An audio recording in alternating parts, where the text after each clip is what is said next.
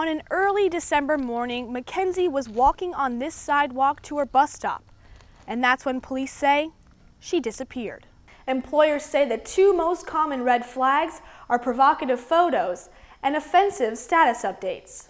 Gas prices increased more than 15 cents in the last 2 years. AAA says that means the average Floridian spends more than $40 on a tank of gas. This is the flyover that's causing all the controversy.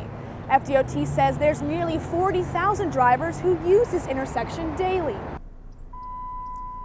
AAA reports drivers spend more than half their time on the road distracted, doing things like texting, eating, even putting on makeup on the road. Hundreds of UCF students waited in this line for hours to cast their vote in the 2012 presidential election.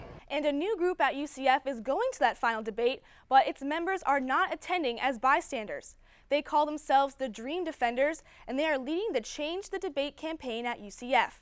Officials say customers drove through 8 Suncoast District post offices this year. Good afternoon, I'm Kayla O'Brien in for Matt Austin.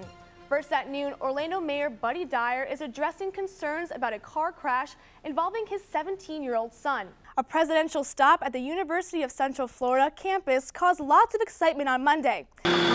Some think it's a spaceship. To others, it's a mix between the Batmobile and a tank. We're in the 15,000-pound Tornado Intercept vehicle right now going down the streets of Orlando. And we're just saying hi to all the residents in this huge tank. Just cruising. It's for tornadoes. Filmmaker and storm chaser Sean Casey drives it almost every day. We have an interesting mission, of course, right? You know, we've built a tank and we're driving them into tornadoes, you know, to get imagery that hasn't been gotten before. Casey uses his TIV to get a closer than ever before look inside these deadly storms. His latest film, Tornado Alley, took 4 years to complete, and he's had some close calls along the way. So there are times when the tornado that you were going straight for, you know, they intensify into something that all of a sudden you find yourself jacking a U-turn and, you know, running for it. These storm chasing missions are also used for collecting scientific data. But for Casey, his motivation is the thrill. And it's all taking place underneath these mountain-sized storms. You're going underneath, you know? It's kind of like, you know, you're going into battle like Don Quixote. In Orlando, Kayla O'Brien, Local 6.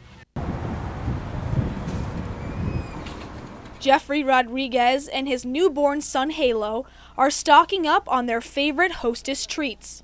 I mean, my favorites were always snowballs. That's the first thing I went and grabbed quick before they're all gone again. On Friday, officials for Hostess Brands Incorporated announced they are filing for bankruptcy for the second time and are shutting down all operations immediately. Rodriguez is sad his son may never have a Hostess snack in his lunchbox. You know, it breaks the hearts. It breaks the heart a lot. You know, and I miss it so much. So I'm like, oh, you know, this is the last time I'm going to get a snowball, so let me go get one now. However, Rodriguez, along with fans of Twinkies and Wonder Bread, may be in luck. The assistant chair of the UCF Finance Department, Paul Gregg, says there are at least 2 potential outcomes for the future of Hostess. Either they will emerge from bankruptcy, reorganize with new contracts with their unions, or they will sell all the assets and dissolve the company. On Monday, a judge forced the company and its union into a final mediation. Efforts to agree on a contract failed in recent months, but this last chance move could keep Twinkies and more than 18,000 Hostess workers in stores. In Orlando, Kayla O'Brien, UCF Nightly News. Last week, more than 100 students at UCF marched around campus, encouraging women to get to the polls. The Young Democrats at UCF were also there, but had another goal: getting voters to choose no on Florida Amendment 6. The wording is very, very tricky, so we want to make sure that people are educated about what this amendment really does and not what it looks like on paper. Supporters of the amendment say it has 2 main goals. The first is ensuring Florida public funds never pay for abortions, regardless of changes to federal law. The second is to require minors get a parent's signature if they want the procedure.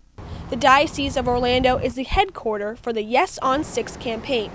Their supporters believe the language of the amendment is not tricky at all. It's a positive thing for parents, for minors. It makes sense that taxpayers should not have to pay for something that they don't particularly want. Both campaigns plan to continue holding support events until Election Day, November 6th. In Orlando, Kayla O'Brien, UCF Nightly News.